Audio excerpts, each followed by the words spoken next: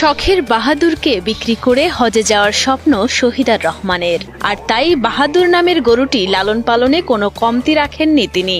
বাহাদুর নামের এই গরুটি তার এতটাই প্রিয় যে 3 বেলা গোখাদ্যের পাশাপাশি তাকে প্রতিদিন কলা, কমলা, আপেল সহ নানান ফলমূল খাওয়ান শহীদার। এটা বিক্রি করে আমি হজে যাব আর কি, এরকম একটা মনে মনে নিয়ত করছি। আগে আমরা যদি স্বামী স্ত্রী দুইজনে যাইতে পারি তাও আলহামদুলিল্লাহ। আমার নাতি আছে, মানে ওদের জন্য যদি আমি আঙ্গুর, ফল, কলা, কমলা নিয়ে আসি, হ্যাঁ, ওখান থেকে ওকেও আমি প্রতিদিনে খাওয়াই। বিশালদেহী গরুটির ওজন প্রায় 28 মণ। 15 লাখ টাকা দাম হাঁকানো হয়েছে এটির।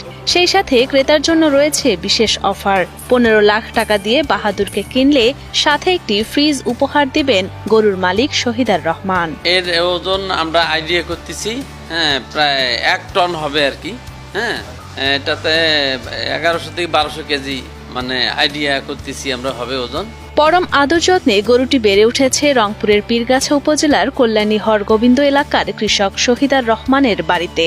বিভিন্ন সমস্যার কারণে সব গরু বিক্রি করে দিলেও এই একটি গরু রেখে দেন তিনি, আর লালন পালন করেন নিজের সন্তানের মতোই। এর মা আমার বাসায় ছিল, এর মায়ের দুধ আমরা চেকছিলাম 30 লিটার পর্যন্ত দুধ হয়েছিল। সব গরু বিক্রি করে দিচ্ছি। আমার গরু ছিল 10-11টা গরু ছিল, পরে একে রাখছি আবার। পরিবারের সদস্যদের কাছেও অনেক প্রিয় বাহাদুর নামের গরুটি।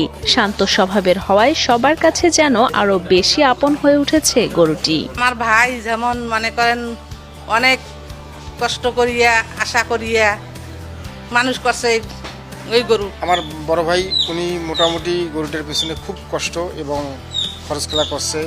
ভবিষ্যতে বড় করিয়া উনি হজ করার জন্য খুব নিয়ত করছে।